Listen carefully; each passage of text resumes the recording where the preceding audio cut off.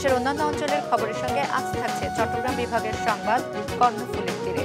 শুরুতেই guardian life insurance সংবাদ শিরোনাম।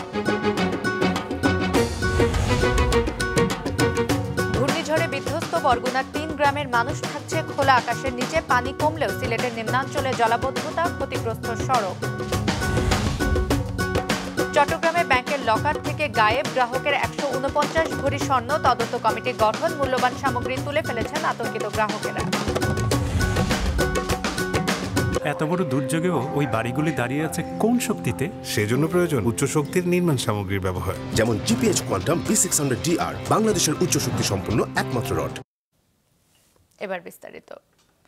বরগুনা শহর থেকে মাত্র ৫ কিলোমিটার দূরত্বে লতাবাড়িয়া, মাছখালী, ডালভাঙা গ্রামে অসংখ্য পরিবার খোলা আকাশের নিচে মানবেতর জীবনযাপন করছেন।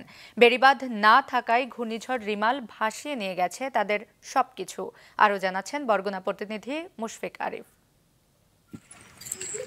ঘূর্ণিঝড় রেমেলের প্রভাবে জলোচ্ছ্বাসে ভেসে গেছে মাছখালী গ্রামের পরিবানুর ঘর। এখন তার থাকার জায়গা নেই। ওই এলাকায় বেড়িবাঁধ না থাকায় তার ক্ষোভের শেষ নেই। আমাদের রাস্তা নাই, ঘর নাই, আমরা তো আছি এই অবস্থায়। হাতে আপনারা দেখেন, যদি আমরা নাও খাই, তোমার একটু হোক না ব্যবস্থা, যদি থাকতে পারতাম তো আমরা শান্তি থাকতে পারতাম। কমলা বিবিও অর্ধাহারে অনাহারে খোলা আকাশের নিচে মানবেতর জীবন পার করছেন। ঘর দুয়ার কালে কোনো উপায় আপায় নাই যেন থাক মুরাইতে। বৃষ্টি পড়ছে, উঠতে বইয়ে রয়েছি, কোনো থাকার স্থান নাই। খাতা বালি সব ওই ভিজে। আসমুরকি আল্লাহ হাতে সব লই টুই বাসায় লই গেছে। আমাকে একটু বেরি ব্যান দিয়ে দিলে আমার একটু ভালো হয়, রাস্তাঘাটটা একটু করিয়ে দিলে। ২০-২৫ বছর আগে বেড়িবাঁধ ধসে যাওয়ার পর আর তা মেরামত করা হয়নি। এতে ওই এলাকার মানুষের দুর্ভোগের শেষ নেই। ঘূর্ণিঝড় হলেই তাদের ভাসতে হয় পানির তোড়ে। রান্না খাওয়া হ্যাঁ ওই মানের বাড়তে কোন রান দিয়ে তার হেইবার আনছে কদিন জমি, এখন ইট দিয়ে তার হেইবার রান্না লাগে, ইট দিয়ে তার হেইবার দুগ্গ রান দিয়ে তার হেইবার খাই। এখানে বেড়িবাঁধ বাঁধে ছোট হইলে ওই বন্যা টন্যা হইলে বড় জবা হইলে বেড়িবাঁধ ঠেললে চলে যায়। চুলো টুলো সব তলানো, কোনো কিছু নাই আমাদের। আমরা ভাত খামু কম নেই, আর কেমনে এইতে বসবাস করবো কোন? যেমন একটা রুগী অসুস্থ হয়ে পড়লে আমরা যে তাৎক্ষণিকভাবে যে অ্যাম্বুলেন্সে বরগুনা যাব, এরকম কোনো যাতায়াত আমাদের নাই। এবং এই বন্যায় বেড়িবাঁধ নদীর এই পাশে যে বেড়িবাঁধ আছে, বেড়িবাঁধ নাই, মানুষের খুব কষ্ট। এবারের ঘূর্ণিঝড়ের ভয়াবহতা ও মানবিক বিপর্যয়ের কথা জানালেন স্থানীয় সংসদ সদস্য। আশ্বাস দেন বাঁধ তৈরির। সরকার আমাকে যা অর্থ বরাদ্দ দিয়েছে তাই দিয়ে আমি চেষ্টা করব এই সমস্ত ভাঙন এলাকা মেরামত করা করে। বেড়িবাঁধের বাইরে যে সমস্ত মানুষগুলো বসবাস করে তাদের খুবই মানবিক বিপর্যয়, এসব মানুষদেরকে বাঁচাতে হবে এবং আমি আপ্রাণ চেষ্টা করব সেই সব দুর্দশাগ্রস্ত মানুষদের পাশে দাঁড়াবার। স্থানীয় পানি উন্নয়ন বোর্ড লতাবাড়িয়া, মাছখালী ও ডালভাঙা এলাকার বাঁধ নিয়ে সরাসরি কিছু না বললেও জানিয়েছেন সর্বশেষ ঘূর্ণিঝড় রিমেলের আঘাতে বরগুনায় ১২ কিলোমিটার বেড়িবাঁধ ক্ষতিগ্রস্ত হয়েছে। দ্রুতই সেগুলো সংস্কার করা হবে বলে জানিয়েছেন নির্বাহী প্রকৌশলী। আমরা এই বেড়িবাঁধগুলোতে অলরেডি কিছু কিছু পয়েন্টে কাজ শুরু করেছি রিপেয়ারের জন্য, এবং বাকি পয়েন্টগুলো পর্যায়ক্রমে রিপেয়ার করা হবে। বরগুনার ডালভাঙা, লতাবাড়িয়া এবং মাছখালী গ্রামের কমলা বিবি, পরিবানু, নূরজাহান এবং মুকুলের মতো অসংখ্য মানুষের ঘরবাড়ি ভাসিয়ে নিয়ে গেছে ঘূর্ণিঝড় রেমেল। একটি বেড়িবাঁধের অভাবে প্রতি বছর যে কোনো সাইক্লোনেই তাদের এই দুর্ভোগের মধ্যে পড়তে হয়। খোলা আকাশের নিচে মানবেতর জীবনযাপন করছেন তারা। রান্না নেই, খাওয়া নেই, ঘুম নেই, তবুও তাদের এই বেঁচে থাকার চেষ্টা। তাদের একটাই দাবি, কোনো ত্রাণ নয়, শক্ত বেড়িবাঁধ নির্মাণ করে দেয়া হোক। মুশফিক আরিফ, মাছরাঙা সংবাদ, বরগুনা। সিলেটের বিভিন্ন এলাকা থেকে পানি কিছুটা সরে যাওয়ায় বন্যা পরিস্থিতির উন্নতি হয়েছে। তবে সুরমা ও কুশিয়ারার পানি এখনও বইছে বিপদ সীমার ওপর দিয়ে। এতে শহরের বেশিরভাগ উঁচু এলাকা থেকে পানি নামতে শুরু করলেও পানিবন্দী হয়ে পড়েছেন নগরীর কাজীর বাজার, মেন্দিবাগ উপশহর ও তেরোরতন সহ নিচু এলাকার বাসিন্দারা। নতুন করে পানি ঢুকেছে জেলা সদর, বিশ্বনাথ, গোপালগঞ্জ ও বিয়ানীবাজার উপজেলায়। জেলার 7 উপজেলার 6.5 লাখ এবং নগরীর প্রায় 5,000 মানুষ পানিবন্দী। গবাদি পশু নিয়ে বিপাকে রয়েছেন অনেকে। মাছের ঘের ভেসে যাওয়ায় লোকসান গুনছেন অনেক খামারি। পানি উন্নয়ন বোর্ড জানিয়েছে, নদীর পানি কমার সাথে সাথে 2-1 দিনের মধ্যে লোকালয় থেকেও পানি নেমে যাবে। আমার 7টা মুরগি মারা গেছে, তো ওই জন্য আমার টিভিটা নষ্ট হয়ে গেছে। আন্ডা তো বুঝ দাম বলে পানি পারবো তো আন্ডা জিনিস করাই লিয়াই আন্ডা তিন তো জানি ওরা তো বন্যায় করবো। এখানে যদি মনে করি বরাদ করে দিতে গেলো তাহলে আমাদেরকে পানি পাইতো না। যে মালিক তো প্রতি মাসে আমরা ভাড়া নিতেছি ঠিকই, এই যে বন্যার মধ্যে আমরা আছি, 1 মাসে 1 টাকা কম নিবে না। কিছুক্ষণ আগে সিলেট থেকে বন্যা পরিস্থিতির খবর জানিয়েছেন শুভ্র দাস রাজন। বন্যায় সিলেটের কিন্তু আসলে জনজীবন বিপর্যস্ত। এখন কিন্তু আসলে আস্তে আস্তে পানি নামতে শুরু করেছে। আমি এই মুহূর্তে আসছি গোয়াইনঘাট এলাকায়। আপনারা আমার পেছনে দেখতে পাচ্ছেন এটি গ্রামীণ একটি সড়ক, গোয়াইনঘাট এবং শালুটুকুরের রাস্তা। এটি আঞ্চলিক সড়ক। এই সড়ক দিয়ে কিন্তু যাতায়াত মানুষ করতেন, কিন্তু বন্যার পানিতে এই সড়কটি ক্ষতিগ্রস্ত হয়েছে। আমরা জেলার সড়ক বিভাগের সাথে আলাপ করেছিলাম, তারা জানিয়েছে জেলার প্রায় 30 কিলোমিটার মতো রাস্তা প্রায় ক্ষতিগ্রস্ত হয়েছে। এটি কিন্তু প্রাথমিকভাবে অনেক জায়গাতে কিন্তু এখনও পানি অবস্থান করছে, যার কারণে পানি নেমে গেলে পুরোপুরি তথ্যটি পাওয়া যাবে। সড়ক বিভাগ আরেকটি জানিয়েছে যে জেলার প্রায় 2টি কারাইঘাট এবং গোয়াইনঘাটের রাস্তা এই বন্যার কারণে বন্ধ ছিল, কিন্তু এখন তারা এটি সচল আছে এবং তারা ক্ষয়ক্ষতির পরিমাণ নির্ণয় করছেন। সিলেটের পানি কমার সাথে সাথে দৃশ্যমান হচ্ছে বন্যায় বিপর্যস্ত বিভিন্ন সড়ক। যাতায়াতে চরম দুর্ভোগ পোহাচ্ছেন মানুষ। সিলেট থেকে স্টাফ রিপোর্টার শুভ্র দাসের পাঠানো তথ্য ছবিতে ডেস্ক রিপোর্ট। গেল 3 দিন ধরে বন্যার পানিতে তলিয়েছিল জেলার গোয়াইনঘাট শালুটিকর সড়কটি। পানি কমার সাথে সাথে যোগাযোগ ব্যবস্থা কিছুটা স্বাভাবিক হলেও পুরো সড়ক জুড়ে দেখা দিয়েছে ছোট বড় গর্ত। চলাচলে চরম ভোগান্তি পোহাচ্ছেন মানুষ। আমাদের গ্রামের নিরহ গড়বাড়ি মানে তলিয়ে যাচ্ছে, রাস্তাঘাট বিশেষ করে রাস্তা আমাদের খুব বেশি বিধ্বস্ত হয়ে গেছে।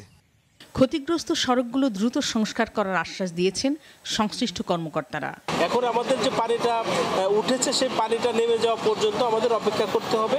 এছাড়া আমাদের ত্রাণ বিতরণ, উদ্ধার কার্য এবং যেসব জায়গায় খাদ্যদ্রব্য বিতরণ করা প্রয়োজন সবকিছুই কিন্তু নিয়মতান্ত্রিকভাবে চলমান আছে, কোথাও কোনো ঘাটতি নাই এখন পর্যন্ত। প্রায় প্রত্যেকটা রাস্তা এইভাবে ড্যামেজ হয়ে আছে, আর এটা কিন্তু পুনর্বাসন করতে গেলে সময় লাগবে। ইমিডিয়েট যেটা আমাদের দরকার আছে কিন্তু রাস্তাকে ওপেন রাখা, আর ওপেন রাখার জন্য তাৎক্ষণিক যা কিছু করা আছে ওটা কিন্তু ব্যবস্থা হাতে নেওয়া হচ্ছে। এর মধ্যে প্রশাসন যারা যে ডিপার্টমেন্ট এটা নিয়ে দেখবে ওনারা নিশ্চয়ই প্ল্যান, প্রোগ্রাম, সরঞ্জাম সব কিছু জোগাড় যন্ত্র করে আশা করি তার শুষ্ক মৌসুমে এইসবগুলি কাজ স্বাভাবিকে নিয়ে আসা যাবে। এখন পর্যন্ত বন্যায় পুরো জেলায় সড়কের ক্ষয়ক্ষতি নিরূপণ না হলেও শুধু গোয়াইনঘাট উপজেলাতেই প্রায় 88 কিলোমিটার এলজিইডির পাকা সড়ক এবং প্রায় 198 কিলোমিটার কাঁচা সড়ক ক্ষতিগ্রস্ত হয়েছে বলে জানিয়েছে প্রশাসন। মাছরাঙা নিউজ ডেস্ক। এবার চট্টগ্রাম বিভাগের সংবাদ কর্ণফুলীর তীরে।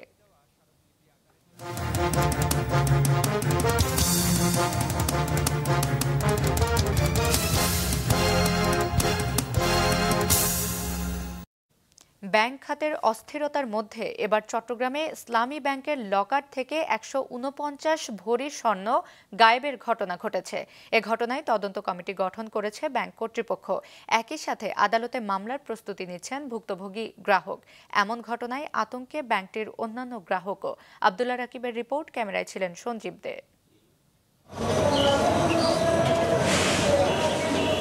2007 সাল থেকে ইসলামী ব্যাংক চকবাজার শাখার লকার ব্যবহার করে আসছেন চট্টগ্রাম নগরীর চট্টশ্বরী এলাকার বাসিন্দা রোকেয়া বাড়ি। গত 29 মে ব্যাংকটির লকার রুমে প্রবেশ করে তার নির্দিষ্ট লকারটি খোলা দেখতে পান। সেখানে রক্ষিত 149 ভরি স্বর্ণালংকার খোয়া গেছে বলে অভিযোগ করেন তিনি। এখন আদালতে মামলার প্রস্তুতি নিচ্ছেন বলে জানান। সামনের দিকে যে গোলগুলা ছিল কিচ্ছু নাই, পিছনের দিকে 7-8টা প্যাকেট না, জাস্ট বক্সের মধ্যে রাখি তো 7-8টা বক্স, 2টা বক্সের মধ্যে অল্প অল্প গোল্ড পাইছি, আর 5-6টার ভিতরে নাই, খালি। ব্যাংকের এই শাখায় 3 ক্যাটাগরির প্রায় 150টি লকার রয়েছে। স্বর্ণ গায়েব হওয়ার অভিযোগ তদন্তে 3 সদস্যের কমিটি গঠন করা হয়েছে বলে জানান ব্যাংকটির শাখা প্রধান। অভিযোগটা করার প্রেক্ষিতে আমরা মৌখিকভাবে ওনাদেরকে বলছি যে আমরা বিষয়টা খতিয়ে দেখছি আসলে কী করছে, কিন্তু লকারে তো আসলে ওই যে আমাদের কোনো কন্ট্রোল নেই, পুরো অথরিটি ক্লায়েন্ট রাখেন, ক্লায়েন্ট কী জিনিস রেখেছেন উনি জানেন, বন্ধ করার অথরিটি উনি। তারপর উনি যদি অভিযোগ করেছেন আমরা অভিযোগটা নিয়ে আমরা ঊর্ধ্বতন কর্তৃপক্ষকে জানিয়েছি। এই ঘটনায় আতঙ্কিত অনেকেই ব্যাংকের লকার থেকে মূল্যবান সামগ্রী তুলে নিচ্ছেন। 150 ভরি স্বর্ণ মুদ্রা ইসলামী ব্যাংক থেকে, এটা শোনার পরে স্বাভাবিক আমার গোল্ড আছে এখানে, আমি তো উদ্বিগ্ন থাকবোই, দৌড়ে চলে আসছি। আমি অনেক দিন থেকে লকার ব্যবহার করতেছি, এখন আজকে নাকি ওগুলা শুনতেছি ওগুলা চেক করতে আসছে আর কি। এ ঘটনায় এখনো থানায় কোনো অভিযোগ দায়ের হয়নি জানিয়েছে পুলিশ। চুরির বিষয় যেহেতু ওটা হলো চুরির মামলা করতে হবে, তো তারা পরবর্তীতে আর মানে যোগাযোগ চুরির মামলার অভিযোগের জন্য তারা আসে নাই। তো পরবর্তীতে আমরা যেটা জানতে পেরেছি একজন আইনজীবী পরামর্শ নিয়ে তারা কোর্টে মামলা করবে এই মোতাবেক ছিল আর কি। তো এই জন্য এখনো পর্যন্ত আমরা আর ওইরকম অভিযোগটা পাই নাই যে মিসিংয়ের যে বিষয়টা। ব্যাংকটির লকারে মোট 160 ভরি স্বর্ণালংকার রাখা ছিল। খোয়া যাওয়া স্বর্ণের বাজার দর প্রায় 1.5 কোটি টাকারও বেশি। আব্দুল্লাহ রাকিব, মাছরাঙা সংবাদ, চট্টগ্রাম। দখল আর অবৈধ স্থাপনায় নষ্ট হচ্ছে পতেঙ্গা সমুদ্র সৈকতের মনোমুগ্ধকর সৌন্দর্য। বৃক্ষ ও পরিবেশ নষ্ট করে গড়ে উঠেছে শত শত অবৈধ দোকান। এসব দোকানকে ঘিরে চাঁদাবাজির অভিযোগও উঠেছে। রবিউল টিপুর ক্যামেরায় নাজমুল সাদেকের রিপোর্ট। সাগরের বিশাল জলরাশির সৌন্দর্য উপভোগ করতে চট্টগ্রামবাসী ছুটে আসেন পতেঙ্গা সমুদ্র সৈকতে। ঘুরতে আসেন দেশের নানা প্রান্তের মানুষও। তবে শত শত অবৈধ দোকানে ছেয়ে গেছে পতেঙ্গা সমুদ্র সৈকত। বসানো হয়েছে শিশুদের বিভিন্ন রাইডও। এসব অবৈধ ও ভাসমান স্থাপনার কারণে সৈকতের সৌন্দর্য ও স্বাভাবিক পরিবেশ নষ্ট হচ্ছে। অভিযোগ আছে এসব দোকান ঘিরে লাখ লাখ টাকা চাঁদা আদায় করে একটি চক্র। আইন শৃঙ্খলা বাহিনীর সদস্যরাও এর সঙ্গে জড়িত। এখন আমরা পুলিশের আমরা এখানে আসছি, ঠিক আছে। আমাদের এখানে এখন ওরা স্থানীয় ইয়া পাবে পুনর্বাসন পাবে। আমরা হক আর আমরা কই যাবো, আমরা এখন চিন্তা করতেছি এটা। এগুলা ফুলের বাগান ছিল বিগত 6-7 মাস এই বিশৃঙ্খলটা হয়ে গেছে। কিভাবে হয়েছে এটা আপনারা মিডিয়াও জানেন, সবাই জানে। সৌন্দর্যহানির কথা স্বীকার করলেও পুনর্বাসনের দাবি ভাসমান দোকানীদের।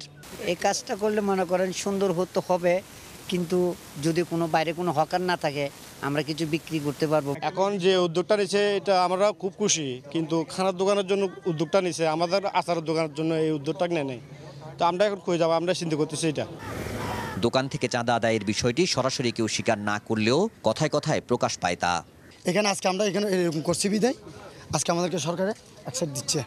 সৌন্দর্য হবে, কিন্তু আগে ফেটে ভাত তারপর সুন্দর। আগে আমরা বাঁচতে হবে। আমার ঘর আমার ফেটে ভাত নাই, আমি বিল্ডিং একটা সুন্দর করে সাজায় বসে থাকলে হবে। সমিতি সঞ্চয় 20 টাকা, ওই 20 টাকার থেকে আমাদের 100 দোকান আছে, 2000 টাকা 3000 টাকা উঠে ওখান থেকে আমরা এই নাইট গার্ড বেতন আছে, জারোদার আছে, আমাদের এখানে ওই ট্যুরিস্ট গার্ড আছে, 3জন ট্যুরিস্ট গার্ড আছে, 6জন জারোদার বাহিনী আছে, 2জন নাইট গার্ড আছে।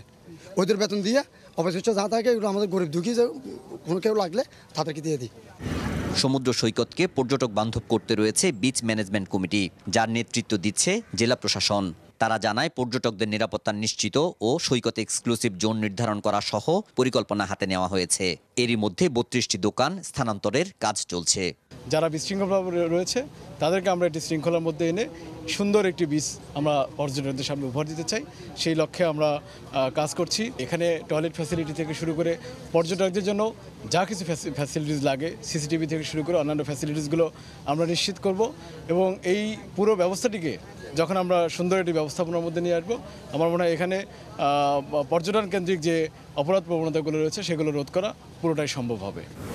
সব অবৈধ স্থাপনা সরিয়ে নেওয়ার মাধ্যমে পতেঙ্গা সমুদ্র সৈকত নিরাপদ ও পর্যটক বান্ধব হবে, এটি দেখার অপেক্ষায় সবাই।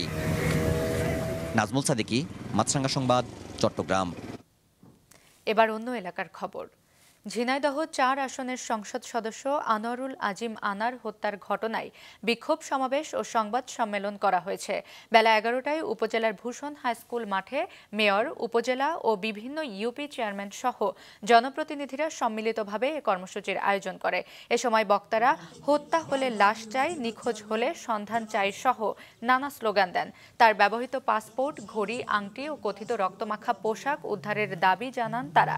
সেই সাথে হত্যায় জড়িত সকলকে শনাক্ত করে আইনের আওতায় আনার পাশাপাশি তাদের দৃষ্টান্তমূলক শাস্তি দাবি করেন।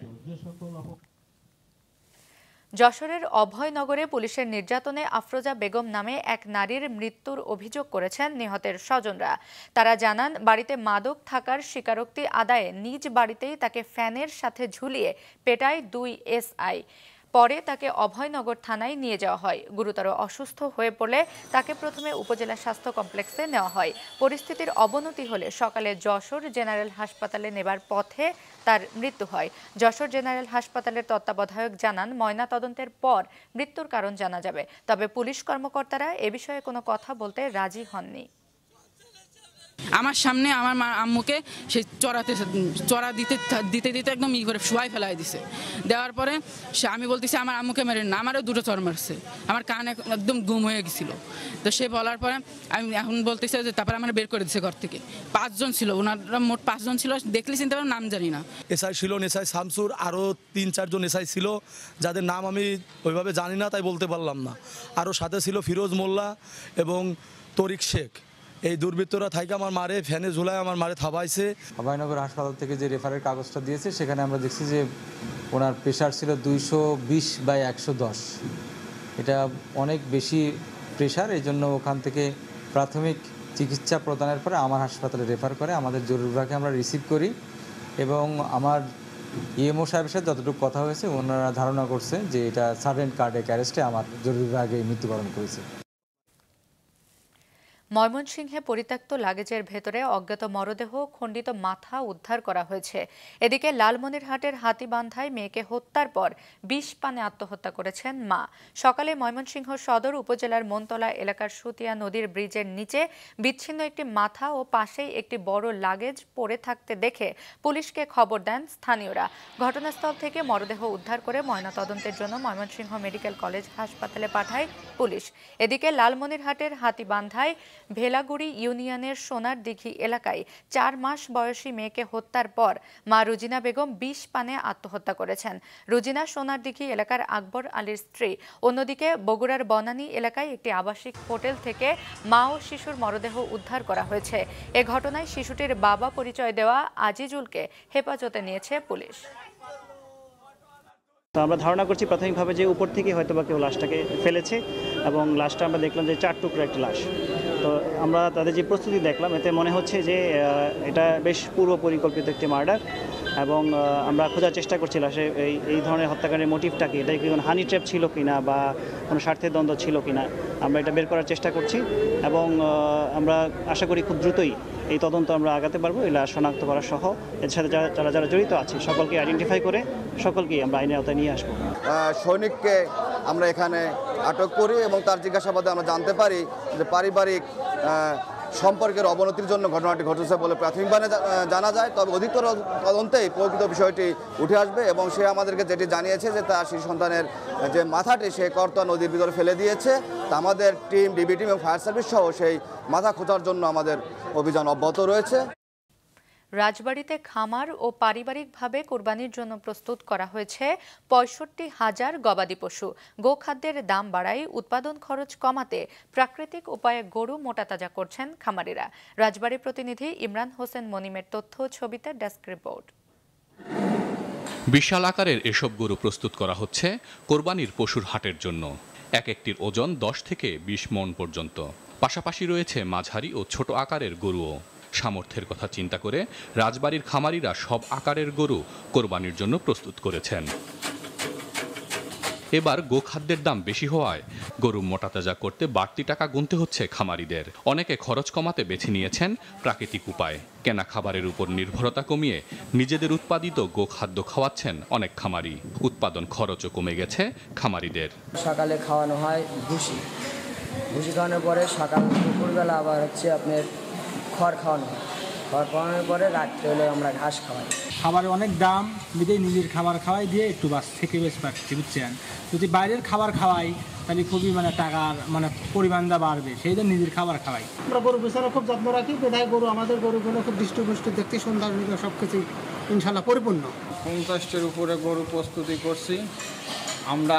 খাবার মনে করেন যে সুন্দর সুস্থ গরু প্রস্তুতি করছি। মনে করেন যে ঘাস খেয়ার খাওয়াইছি আমরা, কোনো মেডিসিন বাজে খাবার পিট খাওয়াই নাই, যাতে কাস্টমারের জনগণ ভালো গরু কোরবানি দিতে পারে। রাজবাড়ীতে 6,500 খামারি এবং গৃহস্থ কোরবানির জন্য প্রস্তুত করেছেন 65,000 পশু। স্থানীয় চাহিদা মিটিয়ে ঢাকা ও চট্টগ্রাম সহ অন্যান্য জেলাতেও পাঠানো হবে এসব পশু। সরকারের প্রচেষ্টা, আমরা সর্বতভাবে জেলা প্রশাসন ও পুলিশ প্রশাসনের সাথে আমরা তৎপর আছি। আমাদের সিটিংয়ে আমরা সবসময় বলছি যে বাইরের দেশের থেকে, ইন্ডিয়া, মিয়ানমার বা অন্য দেশ থেকে যদি গবাদি পশু না আসে, আমাদের দেশে যে গরু আছে সেটা দিয়ে আমাদের দেশের মানুষের কোরবানির চাহিদা মিটবে এবং খামারিরা তাদের ন্যায্য মূল্য পাবে, ফলে তারা তাদের খামার টিকে থাকবে। আর তা না হলে যদি তারা ন্যায্য মূল্যে না পায় অচিরেই কিন্তু আমাদের আবার কোরবানির পশুর সংকট দেখা দেবে। পশু লালন পালনে খরচ কমাতে প্রাণী সম্পদ বিভাগের পরামর্শ ও প্রযুক্তিগত সহায়তা নিচ্ছেন খামারিরা। এতে লাভবান হবেন বলে আশা করছেন তারা। মাছরাঙা নিউজ ডেস্ক। দেশের বিভিন্ন অঞ্চলে ছড়িয়ে থাকা স্মার্ট উদ্যোক্তাদের খুঁজে বের করতে রাজশাহীতে অনুষ্ঠিত হলো গ্রামীণ phone startup innovation platform GP accelerator boot camp. শহরের একটি হোটেলে আয়োজিত অনুষ্ঠানে উপস্থিত ছিলেন city mayor AHM Khairuzzaman Liton. দেশব্যাপী বিভিন্ন অঞ্চলের বিশ্ববিদ্যালয়ের শিক্ষার্থী এবং সম্ভাবনাময় তরুণ উদ্যোক্তাদের দক্ষতা অর্জন, নেটওয়ার্কিং এবং ফান্ডিংয়ের ক্ষেত্রে সহযোগিতা ও দিক নির্দেশনা প্রদানের লক্ষ্যে বুট ক্যাম্পের আয়োজন করা হচ্ছে। এরই অংশ হিসেবে 200 জনের বেশি উদ্যোক্তা নিয়ে অনুষ্ঠিত হলো রাজশাহীর বুট ক্যাম্প। সারা দেশের 20টি অঞ্চলে ধাপে ধাপে এই রিজিওনাল বুট ক্যাম্পের আয়োজন করা হচ্ছে।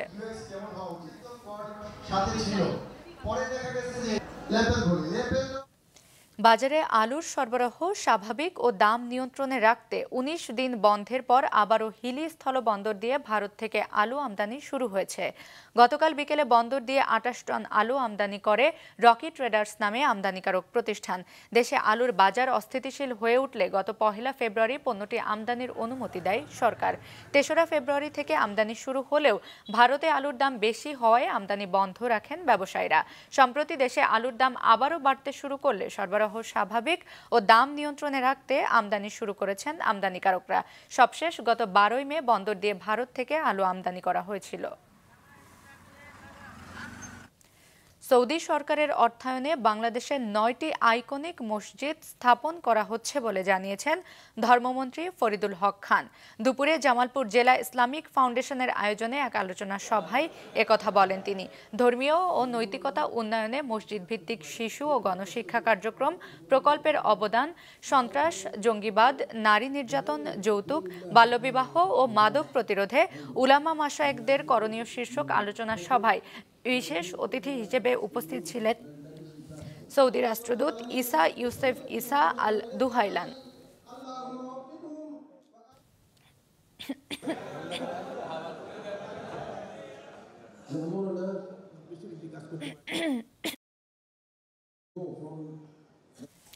নরসিংদীতে শুরু হয়েছে 3 দিন ব্যাপী পাট পণ্য মেলা। গতকাল দুপুরে নরসিংদীর পৌর পার্কে মেলার উদ্বোধন করেন বস্ত্র ও পাট মন্ত্রী জাহাঙ্গীর কবির নানক। পাটের আবাদ বৃদ্ধি ও পাটজাত পণ্যকে আরও জনপ্রিয় করতে ও পরিবেশের ভারসাম্য বজায় রাখতে এ মেলার আয়োজন করে পাট অধিদপ্তর এবং বস্ত্র ও পাট মন্ত্রণালয়। বিভিন্ন জেলা থেকে আসা অর্ধশত উদ্যোক্তা 30টি স্টলে তাদের তৈরি করা 200রও বেশি পণ্য প্রদর্শন ও বিক্রি করছেন। মাছরাঙা দেশের সংবাদ শেষ করার আগে গার্ডিয়ান লাইফ ইন্স্যুরেন্স সংবাদ শিরোনামগুলো আরও একবার। ঘূর্ণিঝড়ে বিধ্বস্ত বরগুনার 3 গ্রামের মানুষ থাকছে খোলা আকাশের নিচে। পানি কমলেও সিলেটের নিম্নাঞ্চলে জলাবদ্ধতা, ক্ষতিগ্রস্ত সড়ক। চট্টগ্রামে ব্যাংকের লকার থেকে গায়েব গ্রাহকের 149 ভরি স্বর্ণ। তদন্ত কমিটি গঠন, মূল্যবান সামগ্রী তুলে ফেলছেন আতঙ্কিত গ্রাহকেরা। রাজবাড়ীতে কোরবানির জন্য প্রস্তুত করা হয়েছে 65,000 গবাদি পশু। প্রাকৃতিক উপায়ে গরু মোটা তাজা করছেন খামারিরা। এই ছিল এখনকার মতো। ফেসবুকে আপডেট পেতে ভিজিট করুন মাছরাঙা টেলিভিশনের পেজে। ইউটিউব চ্যানেলেও দেখতে পারেন আমাদের সংবাদ, প্রতিবেদন এবং অনুষ্ঠান। আমাদের পরবর্তী সংবাদ সন্ধ্যা 7টায় দেখার আমন্ত্রণ রইল।